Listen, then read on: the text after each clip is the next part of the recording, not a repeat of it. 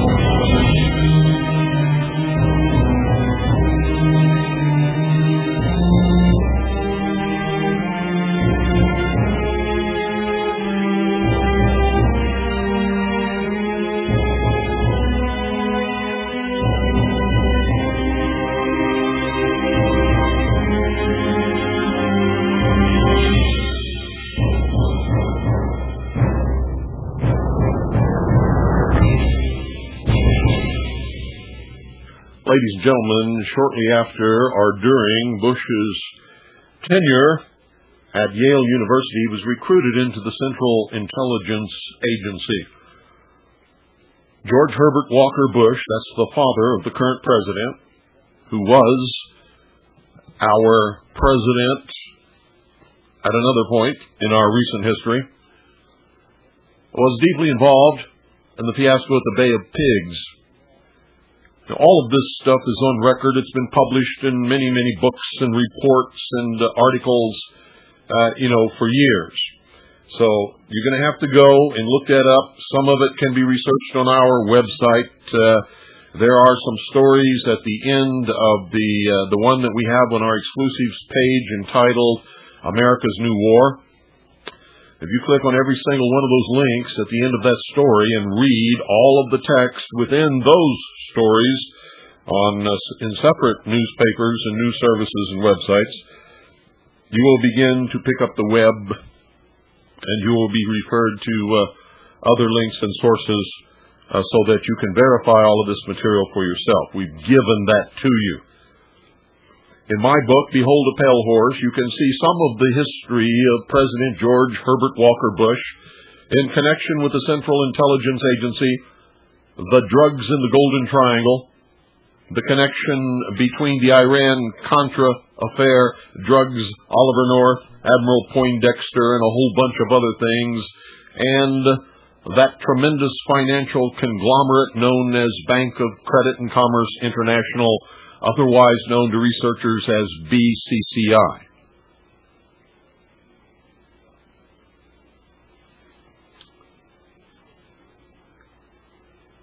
The Central Intelligence Agency, under George Herbert Walker Bush, and later under Vice President George Herbert Walker Bush, and even later under President George Herbert Walker Bush, assisted the Afghani freedom fighters in Afghanistan against the invasion and occupation of their country by the Soviet Union. In order to create the element that was needed to bind the various Islamic sects, groups, and different tribal affiliations under one concerted cause to fight the Soviet Union, the Central Intelligence Agency corrupted the religion of Islam and taught this corrupted version to special leaders that they recruited in order to teach it to others in cooperation with the Pakistani SIS, that's their secret intelligence service. A lot of these schools and a lot of this instruction was conducted within the borders of Pakistan and in Afghanistan by operatives of the Central Intelligence Agency from America's SEAL teams and Special Forces sent to Afghanistan by the Special Operations Division of the Department of Defense, also known as the Special Operations Group, or SOG.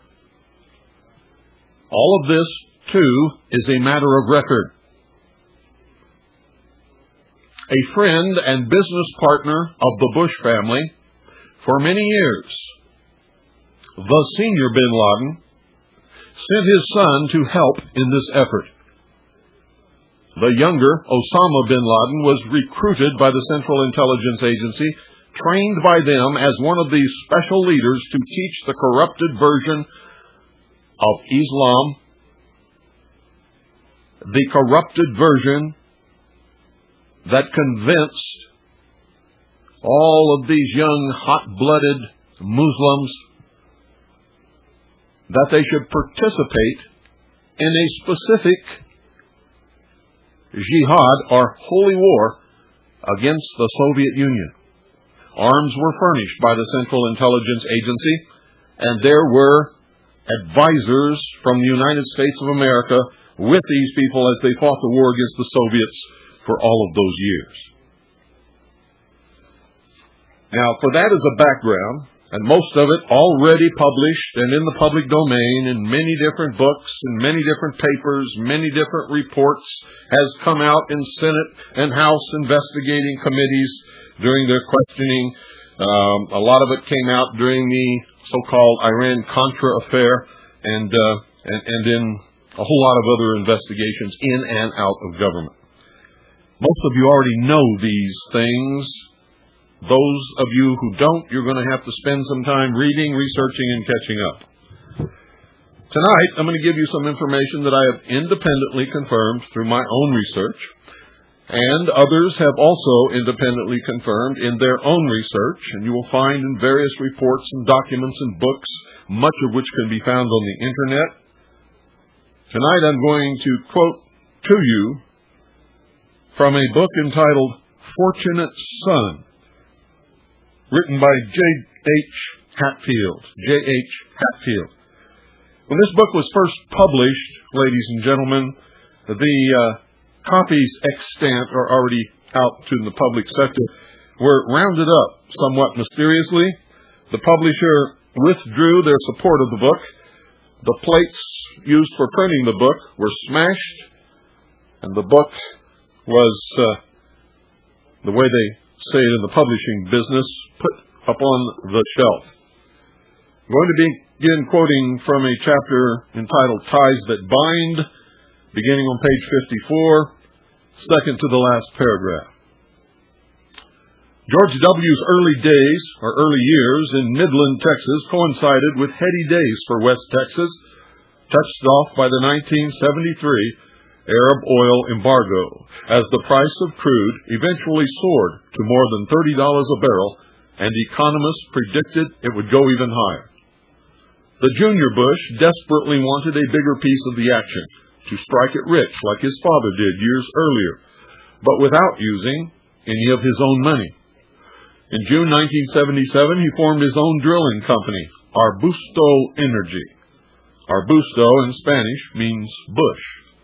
Like his father, who made his fortune in the oil business with the money of others, George W. founded Arbusto with the financial backing of investors including James R. Bath, B-A-T-H, a Houston businessman whom Bush apparently first met when they were in the same Texas Air National Guard unit. Tax documents and personal financial records in the public sector show that Bath, an aircraft broker with business ties to Saudi Arabia sheiks, had invested $50,000 in Arbusto, granting him a 5% interest in 2 limited partnerships which were controlled by Bush. In one of the most bizarre footnotes to history, Time magazine described Bath in 1991 as a deal broker whose alleged associations run from the Central Intelligence Agency to a major shareholder and director of the Bank of Credit and Commerce International, also known as BCCI, as it was more commonly known.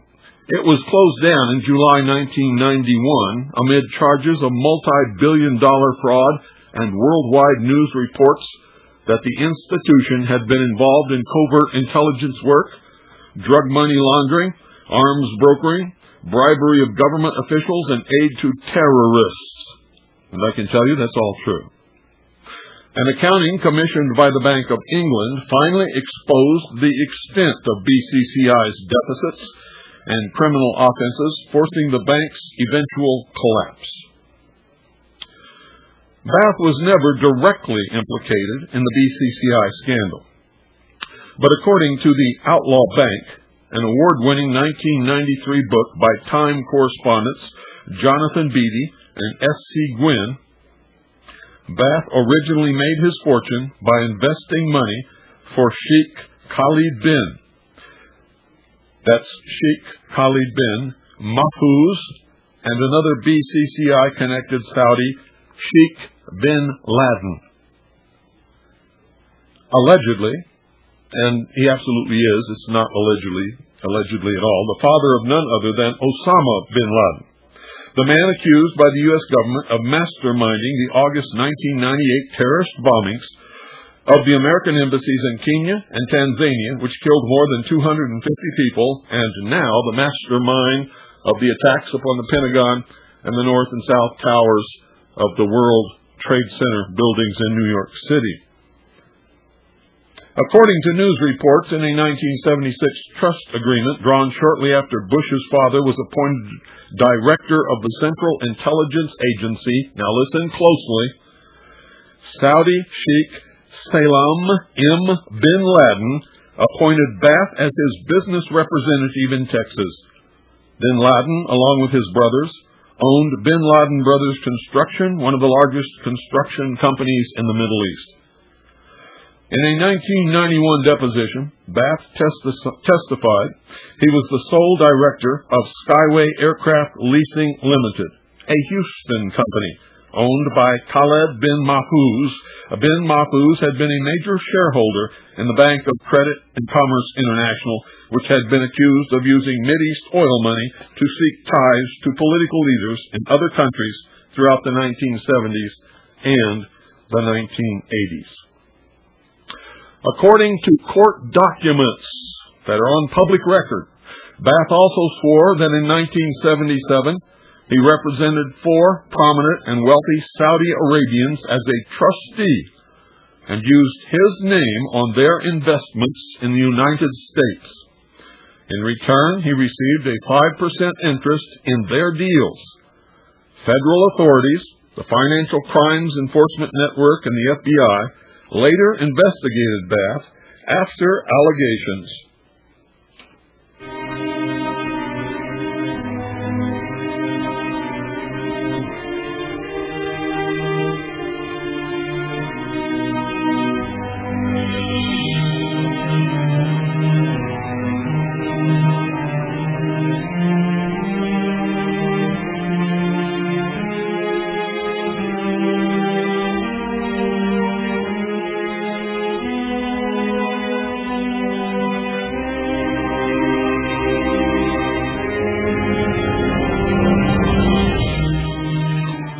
Once again, folks, listen carefully. Federal authorities, the Financial Crimes Enforcement Network, and the FBI later investigated Bath after allegations were made by one of his American business partners that the Saudis were using Bath and their enormous financial sources to influence United States policy. Time reporters Beatty and Gwynn suggest in their book that the $50,000 Bath invested in George W.'s Arbusto Energy Drilling Company may have belonged to Bath's Saudi clients, since the Houston businessman had no money of his own at the time. The truth is, the only source of his investment money was from the Saudi investors whose names I have already quoted to you. Ironically, the money used to underwrite the first business venture of a possible future president of the United States may have been derived, at least in part, from the family fortune of Saudi terrorist Osama bin Laden.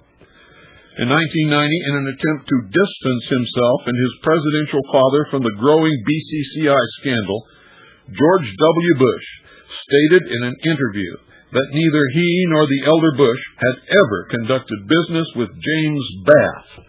It was a bold-faced lie.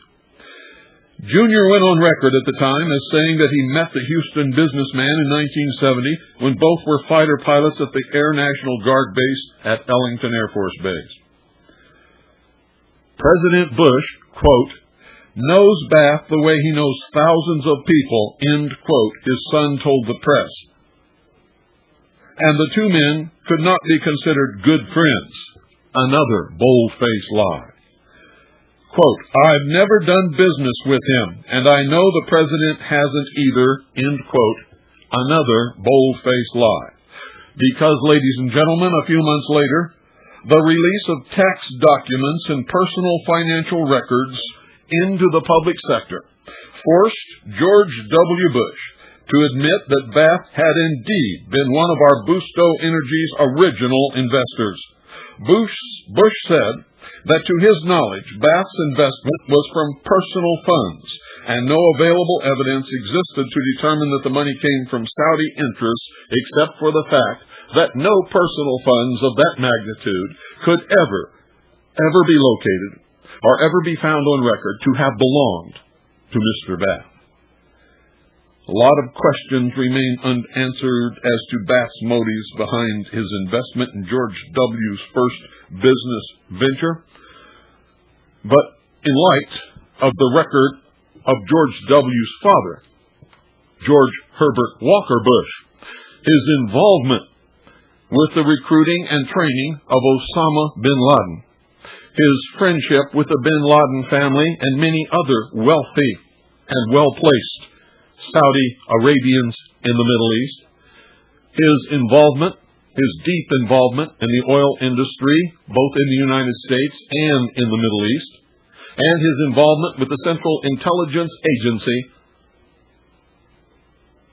has convinced an awful lot of people that whole financial enterprise, to be able to invest money into George W.'s fledgling business, was not only influenced but probably set up through the influence of his father, George Herbert Walker Bush.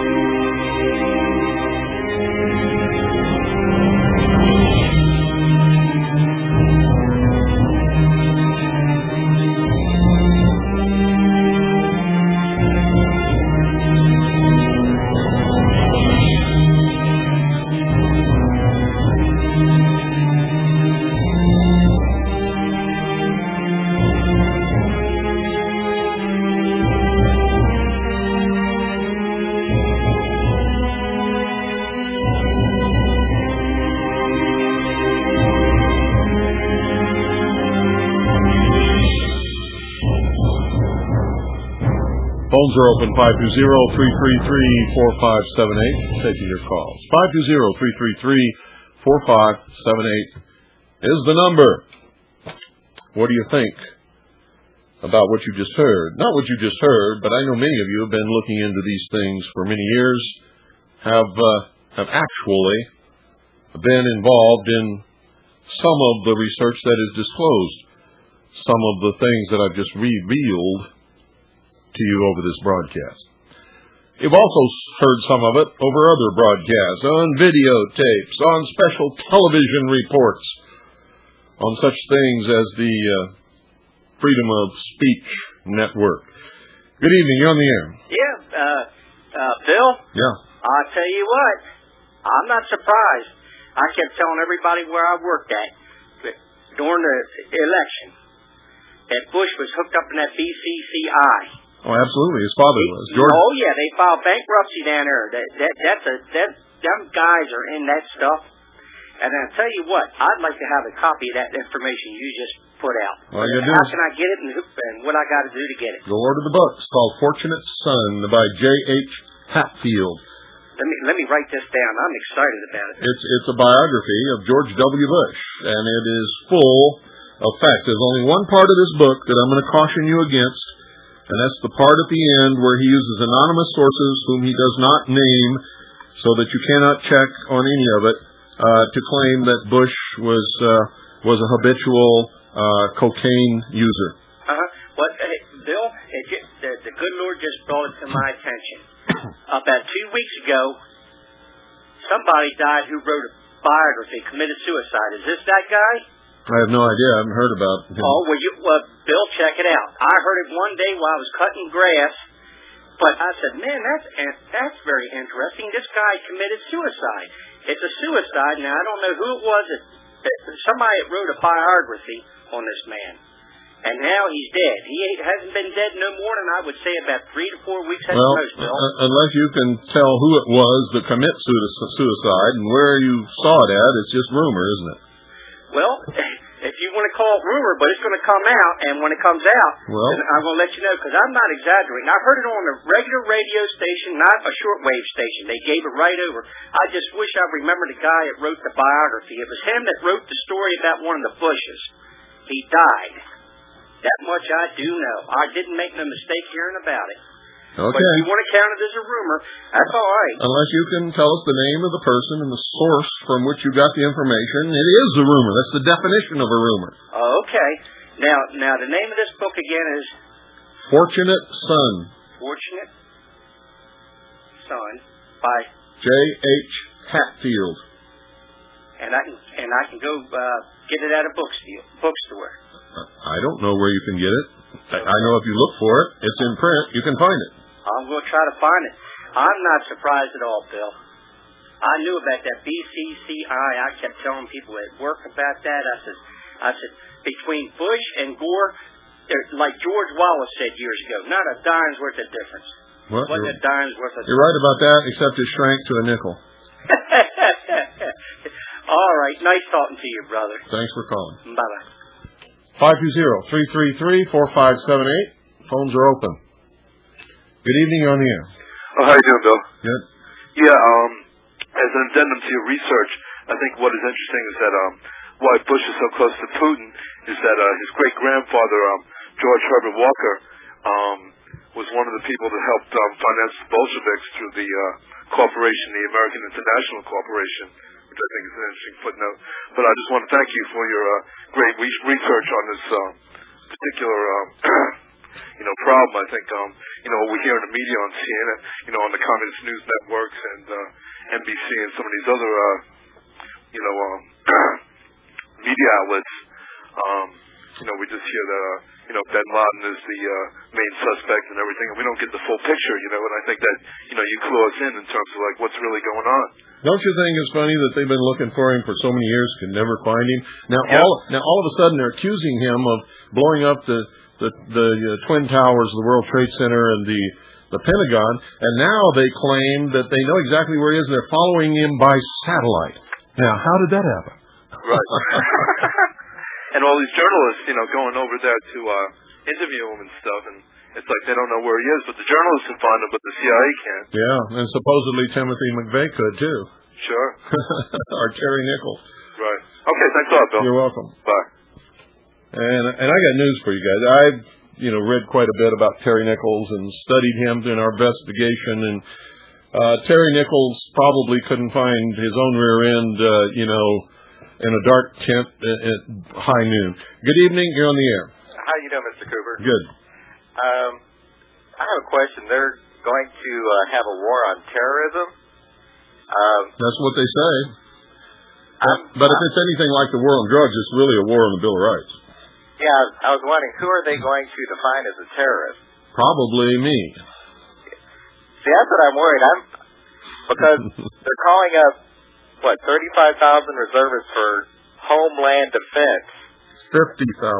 50,000 for Homeland Defense, and I'm like, what does that mean? Yeah, what does it mean? Who are they going to defend against?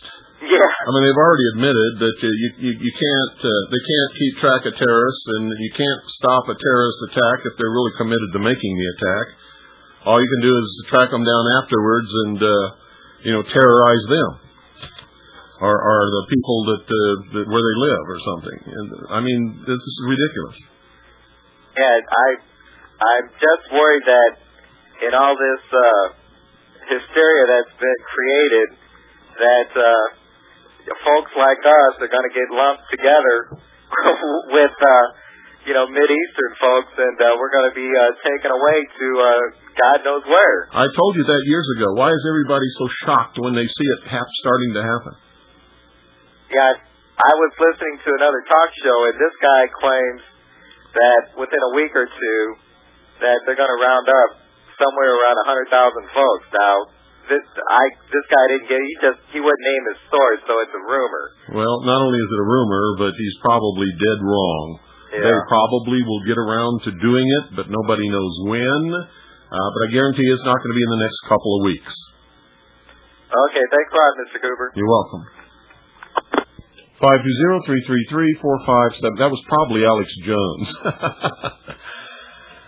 Good evening, you're on the air. Hi, Mr. Cooper. I've listened to you for quite a few years. I'm Joe in West Virginia. Hi, Joe. I'm really impressed with the research that you do, and tonight you've startled me because for many years I had respected Clark Clifford, and I think that he was involved with that BCCI. He was heavily involved with BCCI and was had a seat on the board of directors.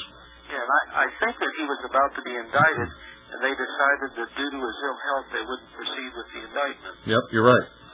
And I'm kind of foggy about that, but I thought maybe you would be able to tell me more about how Clark Clifford fits into all that. Yeah, he had a seat on the board of directors of BCCI. He was one of the directors. Thanks very much. You're welcome. 520-333-4578 is the number, and it's your turn to call. Good evening, you're on the air. Hi, Bill. Yeah. It's Monty from Radio Free Vermont. Hi, Monty. Hi there. I was just looking up Mr. Hatfield on the internet, and I noticed it's on the Barnes & Noble website, and... That means his book is sold by Barnes & Noble. Right, and it was updated for after the 2001 election cycle. And there's also a note here, an annotation, a statement from the publisher dated July 23rd of 2001, which clarifies the previous call you had about the suicide. Uh-huh. Can I read you a quick paragraph? If it's about that so-called suicide, yeah, go ahead. Okay, it says, quote, "We have been reeling from the news since Friday. Jim Hatfield is gone. In a country where not enough reporters and talking heads have the courage to speak truth to power, Hatfield, the president's most controversial biographer, ended his own life in solitude in an Arkansas motel last week." Let me assure you that I have spoken on many occasions with Mr. Hatfield in previous years because of his research and mine paralleling each other quite a bit. And Mr. Hatfield would not have committed suicide under any circumstances. If he's dead, somebody murdered him. And I am just absolutely astounded that because of the publicity given his book when it first came out, and the fact that it was removed from the shelves almost immediately and taken out of circulation, that his death was not announced on the major news. And it wasn't. I think if I recall, I remember seeing like a brief snippet about it, like a brief UPI wire read.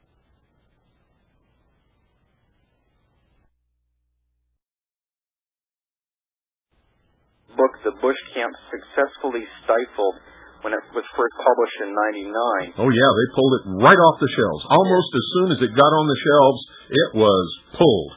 It says in here that and all the copies were stacked in a pile and burned. It's not surprising. It says the Bush's campaign lawyers went out of their way to personally discredit the author without necessarily denying any of the book's factual details. They never denied anything, ever.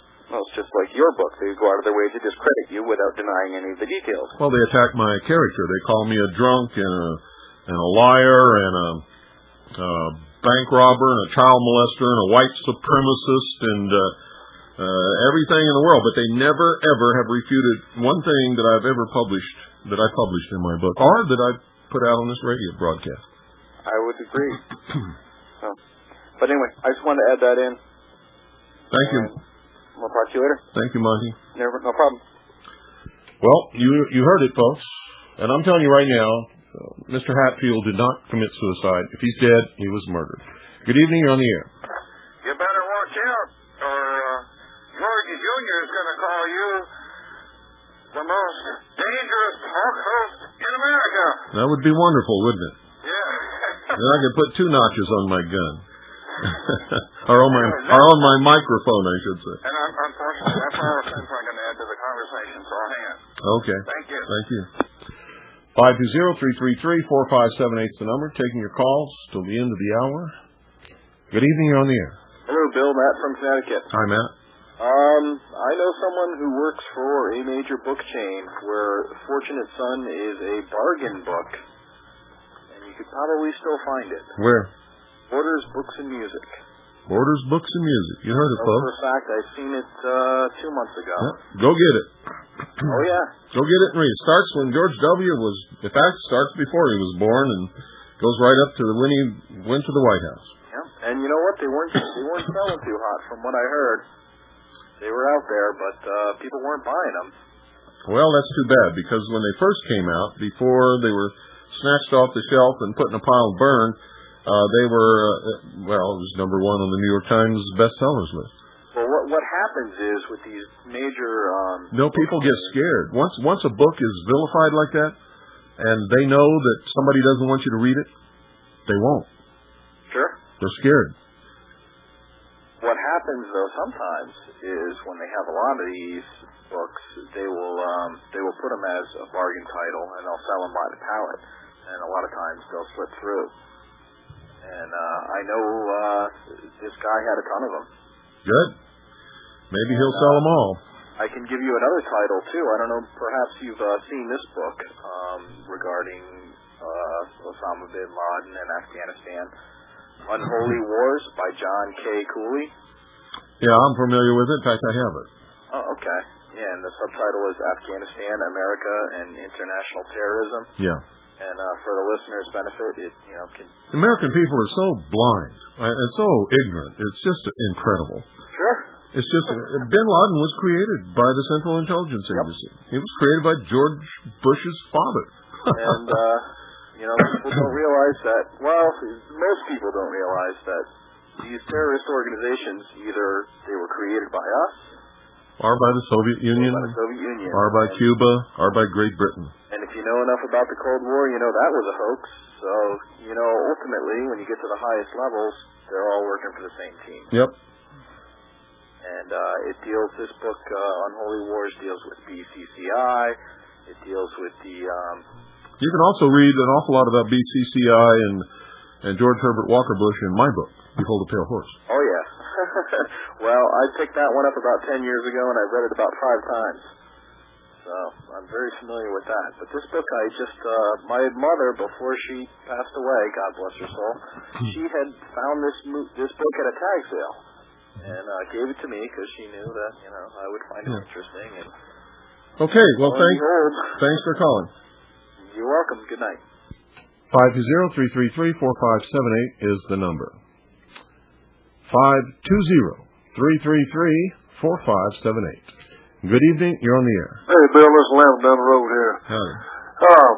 Prescott Bush was sent to Iraq in 1918. Prescott Bush was George Herbert Walker Bush's father. That's right. They've been messing with Arab for almost 100 years now. Yeah. And, in talking about the BCCI, in 88, at Homestead Air Force Base, they found a C-130 cargo plane full of cocaine. Yeah, that's true. And that's on public record, too. I don't know, I remember seeing the pictures of it. Mm-hmm. But, the Bush has been, they've been over there trying to get some of that for 80 years now. Well, they've got it. Well, yeah, they got it, and we're getting it. And they're going to get a lot more, it looks like. That's right, man. Price of oil's already going up. That's right. And we're going to pay for it, too, bud. Yep. All right, good talking to you. Thanks for calling. Bye. 520-333-4578. Good evening. You're on the air. Hey, Mr. Cooper. How you doing? I'm listening to your show, and I appreciate this. Just went out to the website, barnesandnoble.com, and I'm able to order the book, Fortunate Son, George W. Bush and the Making of an American President, in stock, J.H. Hatfield paperback. That's it. Our price, $14.95, so the book is out there for your listeners. Second question I have. I noticed that ever since the two towers went down and the unfortunate loss of all those lives over there, that the UN during the Gulf War came out with so many resolutions condemning Saddam Hussein, and we haven't heard a peep out of them as far as any resolutions like condemning or, from the Joint Security Council, that type of thing. I was wondering what your opinion is on that. What difference does it make who they condemn? You can listen to what they say till you get purple in the face and die. It's what they do that matters, and they don't ever do anything. Now, here's the kicker. I came in tonight after a hard day's work, and I put on Channel 2 News, and there is one of the talking heads on CBS talking about how unprepared we are for an anthrax attack. And I'm like, well, they're just trying to... the military, the last thing you tell the populace is that, how vulnerable you are to another attack. Unless you want them to get all scared and weepy and, wimpy and exactly. and pulling the covers up over their head at night so that they will accept any draconian, tyrannical, despotic measures that you want to impose upon them in the name of their own security. And for my wrestling fans, forgive me for saying this, but a lot of people in this country are saying, well, maybe we shouldn't watch them tomahawks, and maybe we shouldn't go in there because there might be a suitcase of God knows what coming back in this country. It's talk about mind conditioning. Yeah. It's unbelievable what's going on. And so what if there is? Would you rather be free and have a chance to live a good life and be able to deal with things? Or would you rather have them scare you into enslaving your own self and living your whole life in fear as a slave? The thing that frightens me, sir, is that it seems to be working rather. Well, okay? Because they put that onto the boob tube, and these people are like, whoa, let's pull these flags back in. Well, maybe we don't want to attack these countries. Well, maybe the backlash. Let's go back to Nintendo and all that other stuff. They've got us hearts and minds. I think we absolutely should identify who did this, and we should identify who financed them, and we should identify who helped them and trained them, and we should identify which political process has encouraged them, and we should go in and get these people, bring them back, and try them in a court of law, and if they're found guilty, let them be sentenced to whatever they're sentenced to. Correct, and my mindset is follow the money. It's the money end of it. People are short selling stocks. They believe that it was the terrorist networks. It's always they believe instead of who did it. I'll tell you what, if somebody was short selling stocks, their name is on record. How come they're not telling us who it was? Exactly. How come nobody is screaming, hey, tell us these names? Don't tell us that somebody was doing it and maybe Osama bin Laden made a lot of money. Tell us exactly who it was, because you know exactly who it was. Well, I don't think he was calling a stockbroker up doing this whole thing saying, hey, sell. He had some other agents doing it for him. Doesn't matter. Their names are on record. Their names are on record. They have to be. But we don't ask those questions. Well, most people are too stupid to even ask, what street they live on, to tell you the truth. sir. It's a pleasure, listening to your broadcast, and keep up the work. Thanks for calling. Adios. 520-333-4578. Yeah, they know. They know exactly. You can't make a stock transaction, or your agent can't make a stock transaction without somebody knowing exactly who did it. It's on record. Good evening. You're on the air. How you doing, Mr. Cooper? Robert, Tennessee. Hi, Robert. Yeah, I'd just like to just make a comment on, this New World Order crowd would have us to believe that, that they're after Osama bin Laden. But, the Secretary of Defense, Rumsfeld, he was on TV tonight, this evening there, and he was asked a question by one of the reporters. The reporters asked him, sir, if you take Osama Laden out, now would everything be over? And he stated, no, that would only be the beginning. Yeah, I wonder why. If Osama bin Laden is responsible, how could that be? If he's the man. That's right. All the focus, the whole world is focused on, that's our enemy. That's the world enemy. Osama bin Laden. So how can that be? If we get him and we get his network, how can that be that it wouldn't be over? That's right. So, like I say, I'm just looking at this and I'm saying, hey, our government is lying to us again. Yeah, because they have no intention of making it stop. Read the report from Iron Mountain. It's all explained in there. Exactly. Okay, thanks. You're welcome. Everybody listening, get a copy of the report from Iron Mountain. It's in there. Tells you exactly what they're doing. People don't believe in the war on drugs anymore. They're calling for the legalization of drugs. And they got a lot of political clout behind them, so they're going to have a new enemy now. Good evening. You're on the air. Good evening, Bill. I had to run to turn my radio off so I didn't blast it in your face. It was across the room. That's Paul from Brooklyn. I spoke to you a few times several years back. But listen, I'm amazed. I can't believe what I'm hearing. I got a couple of questions for you.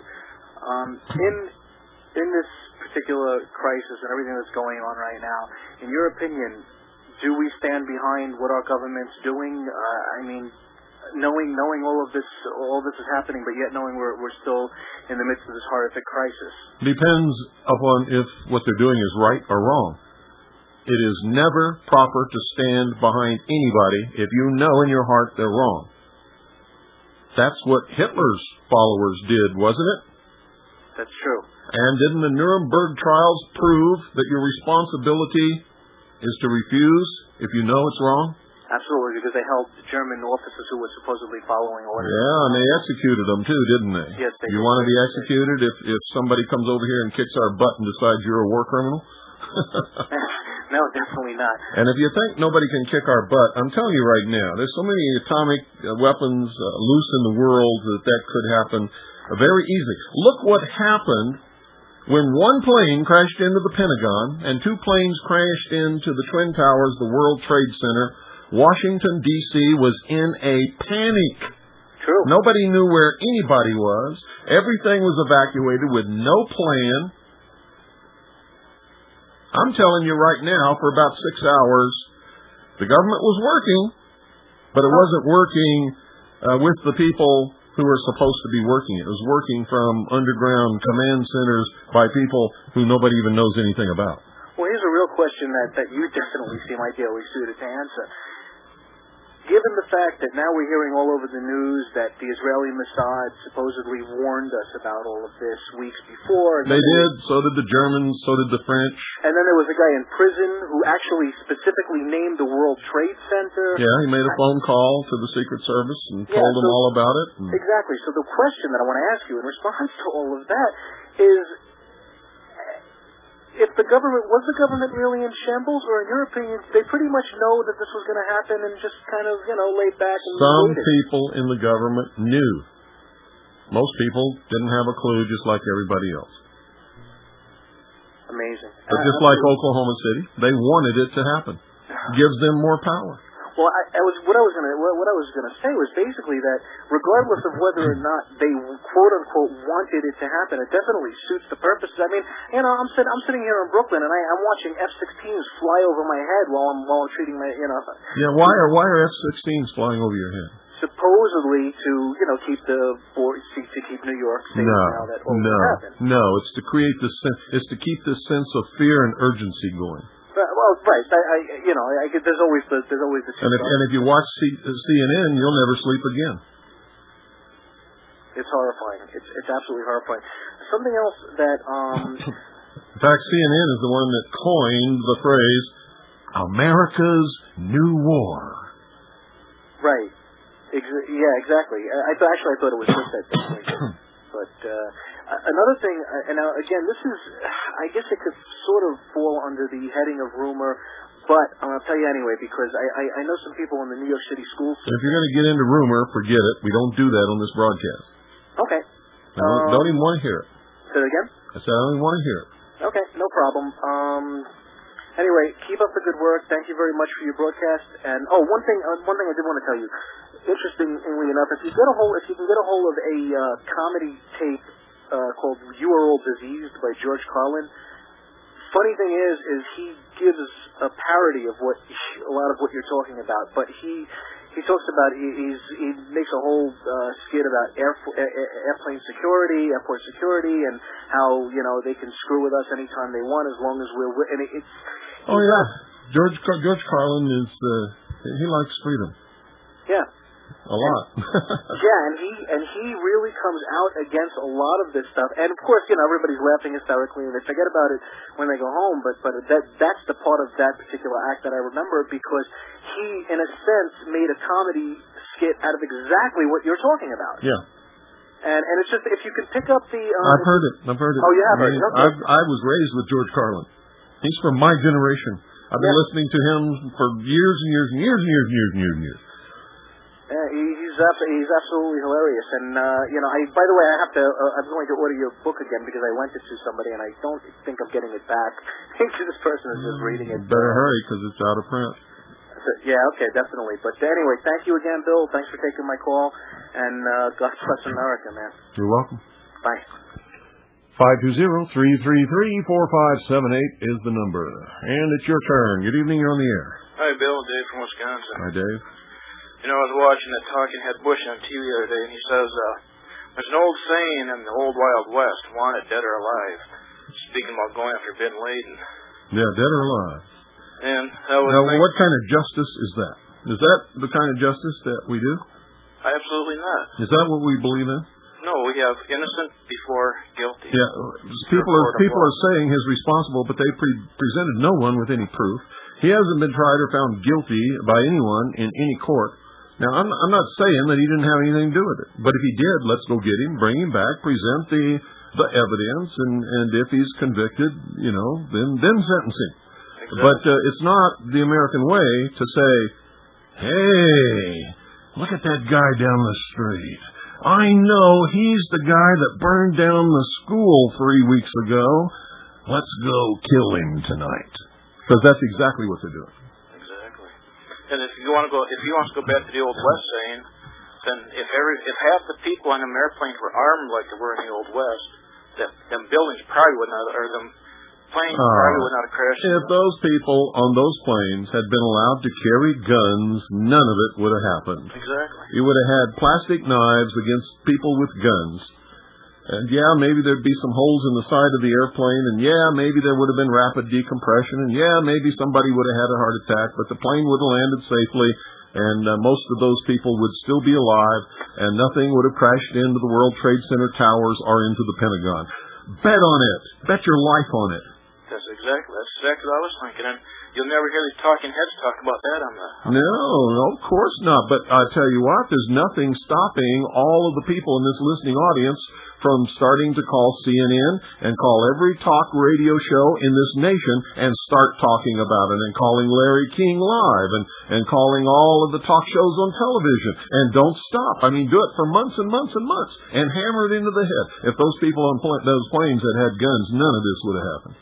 Exactly. Yep. I think it's a good idea. So that's your challenge. Everybody in this listening audience, start doing that tonight. As soon as I get off the air, every talk show that's on the radio anywhere, AM, FM, shortwave, television, doesn't matter. Call. Talk about it. Rub it in their faces. Tell them that it is the liberal anti-gun lobby that killed all those people in the World Trade Center towers and in the Pentagon, because that's the truth. That's exactly the truth. You're right on that. That's the truth. Thanks, Bill. You're welcome. Bye. 520-333-4578 is the number. You know what they're going to say then? Well, then terrorists could go on the plane with guns, and hijackers could go on the plane with guns. Yeah, they could. 2 or 3 of them against 150 passengers with guns. How long do you think they'd live? Good evening. You're on the air. Good evening, Mr. Cooper. This is Bill in North Carolina. Just what you were just talking about just now, I haven't heard too many people talking about this topic, although I did read an email that came through, have not found confirmation on it, but I understand that the government of Brazil has allowed this exact thing you're talking about to happen by decree, taking guns on airplanes. Well, we'll find out, but it's a rumor, folks. Yep, but they just said the vote in their parliament was 234 to 6. Well, no. You can't document that. Let's get off the rumor. Okay, no problem. Just wanted to let you know that it's being bantered about. Thank you. Folks, I'm not interested in rumors being bantered about. Period. Someday you're all going to get that through your thick heads. Good evening. You're on the air. Yeah, good evening. Bill Schuon from Pennsylvania. Hi. Fortunate Son still available on Amazon.com. Just ordered it. Good. Have you heard of Zim American-Israeli Shipping? Doesn't ring a bell. Why? They're probably the largest shipping operation out of Israel. They had offices on the 16th and 17th floor of the South Building of the World Trade Center. Yeah. And I got it up on the Wall Street Journal research list right now. All employees are safe. Operations have been consolidated in Norfolk, Virginia. Company moved most of its operations out of the World Trade Center 1 week before attack. 1 week before. That's very interesting. They moved there about 5 or 7 years ago. Huh. Norfolk, Virginia is also a Navy Yard. Guess the Mossad feels safe down there. Well, you don't know if they're connected with the Mossad. Why did you throw that in there? Why? Yeah. Because they were the ones, Zim bought the Liberty ship straight after World War II that was operated by the underground, the Israeli underground. But that doesn't mean that the people who are working for Zim today that were in the World Trade Center are connected with the Mossad. The chances are some of them are, because the Mossad has penetrated almost every Jewish company and community in this country. That's true. But that doesn't mean that they are. Well, I would... Well, we'll go with it as a rumor. Won't worry about it. But anyway, that company did move out the week before the attack. Okay. Thank you. Okay. 520-333-4578 is the number. 520-333-4578 is the number. Good evening, you're on the air. Yeah, how you doing, Mr. Cooper? I'm up here in just outside of Wall Street, and I was wondering, maybe you can answer a question for me. With something like this going down, why are there warships sitting off the coast of New York City? I don't know. 2 aircraft carriers, battleships, jets flying overhead. Here's what I think it is. I think it's to keep the level of fear and anxiety to the highest level possible. That's why I think it is. Because people I talk to say, well, they brought the ships up for comfort. I mean, I get no comfort seeing warplanes overhead. I'm waiting for... How would you? How would anybody? I mean, send them to where they're going to do the most good. Well, that'd probably be in their home port, so the sailors could go home to their wives and families. Exactly, but I mean, we get jets flying overhead. You can talk to this. You can talk about this till you're blue in the face. You've already said what's pertinent, and so have I. There's nothing else we can say. It's a spooky situation. That's exactly. That's what it's supposed to be. Thank you, sir. You're welcome. That's my personal opinion, that they're there to keep a heightened state of fear and emergency and apprehension. Good evening. You're on the air. Hi, Bill. Joe from Boston. Hi, Joe. I do, and I have can you give the name of the book again? Those 2 books that I'm going to get, and I also have a report which I heard on the news that in Brazil they now allow people. They've just passed legislation. Where did you hear that? On the radio. What radio? WBZ Boston. And WRKO radio here in. Okay. They allowed now people to carry guns on Brazilian planes. Good for Brazil. Over 21. Finally got some smart people in this world. And finally got some smart people in this world that understand what people like me and you and many others have been trying to tell them for forever. I mean, I don't like the idea of shooting on a plane, but if you got to do it, you got to do it. I'm going to tell you right now, Sarah Brady and all these anti-gun people are what murdered all of those people in the World Trade Center, Twin Towers, and the Pentagon, and all the passengers on those planes, because they had nothing to defend themselves with. Now they want to take all our knives away on planes, and they want to wiretap and everything. Can you give the name of those two books again? I'll give you the name of the one I got in front of me, Fortunate Son, by J.H. Hatfield. Great, and I'd like to comment on that stupid security measures they're having. Now we can't park near the airport anymore. I don't know what. That's not going to stop it. These IDs didn't stop it. Nothing will stop it. No. Nothing's going to stop it if they want to. Yeah. If you have somebody that's willing to die for what they believe in, you're not going to stop them for doing whatever it is they want to do. Like Flight 93 did. I hope they play those tapes on the air so we can hear them. They won't play them because they said there's nothing on the tapes. Oh? That's what they said. I didn't know that. That's what they said. So there's nothing on the tape. Nothing. They got the flight recorders and there's nothing on the tape.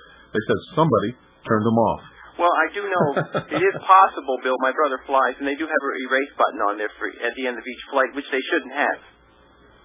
Did you know that? The way those things are built, they're not supposed to be able to be erased by anybody. I know. And they're supposed to be taken out when you land by ground crew personnel, and the tapes either erased or new tapes put in. Told me no one on the plane is supposed to be able to turn them off, or erase them, or remove them, or even get to them. Well, he told me they have switches in the cockpit, which they shouldn't have. Well, you know what? I have a tendency not to believe your brother, or whoever it is. Huh? He's a pilot. I don't care if he's a pilot or not. I know pilots that lie every day. I know.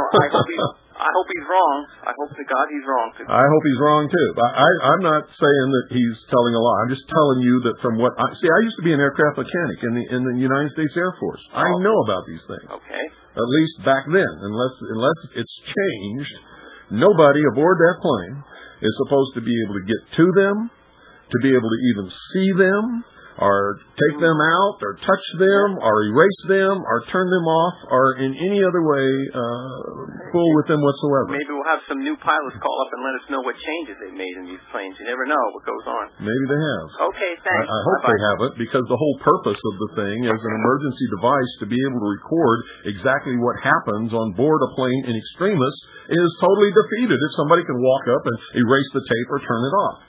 What good are they? 520-333-4578 is the number. Unless they've changed things considerably. When I was in the Air Force, you couldn't do that. On any plane, Air Force, military, or commercial jet. Good evening. You're on the air. Hi, Bill. Thanks for the intelligence this evening. It's a great show. And I'd like to say also, I don't mean to seem crass or anything, but there's 5,000 bodies down there. If that's the truth, then disease and bacteria is going to come into play pretty soon. And I hear no one mentioning that on the air, and I just like to bring that up. Well, I think it's pretty much common sense. It's going to start smelling. The smell of death is going to be all over New York City. Yeah, there could be diseases, if any of those people had diseases. Otherwise, there probably won't be. But, I think that's a matter of common sense. Yeah, okay. And everybody involved with the rescue effort knows that, and you can see they're wearing protective clothing and taking proper precautions. All right, Bill. I just wanted to bring that up for you. Thanks again for a great show. You're welcome. 520-333-4578 is the number.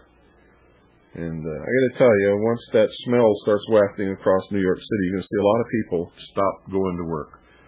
It's a terrible, sickly, sweet smell. Good evening. You're on the air. Yes, Bill, I am a pilot, and there is a reason that you are able to disable that, and that's in case there is a short circuit. It's to prevent a fire in the aircraft. You have to pull the fuse, and that's how you're able to disable those recorders. So now they have made it so you can disable the very thing that are the only things that in the emergency that you might have to pull this fuse for, they would be able to tell what happened. Boy, that sure makes a lot of sense, don't it? Well, it does prevent the aircraft from burning up in the sky, and that's I guess that was considered a bigger threat than someone doing this. But again, no one should be in that cockpit. I'll be honest with you. had they armed those two pilots, this would never have happened. No, if people in the passenger compartment had been armed, it wouldn't have happened. Absolutely. In fact, the only thing I would say, though, Bill, is that people should be trained to realize you can't just fire off a weapon up in an aircraft that's at 30,000 feet because the aircraft itself explode from rapid decompression. Well, I'm well aware of that. That's why I would say limit it to the pilots, because at least we'd be trained as to how to use the proper ammunition that will not go through the bulkhead of the aircraft. Well, actually, I have to disagree. I think all Americans are entitled to defend themselves, and they're entitled to keep and bear arms, and any laws. I agree, but the problem I have, Bill, is that you may have a problem, but your problem is with the Constitution, not with me. Okay. Okay. Thanks a lot, Bill. You're welcome. See, that's what I don't like about all these people who don't understand anything about the Constitution. Anybody who has a reason of their own to disarm American citizens, it's okay to do it. But the Constitution says we have a right to keep and bear arms. Good night, folks. God bless each and every single one of you. I've gone over my time. I'm probably off WBCQ. And God bless each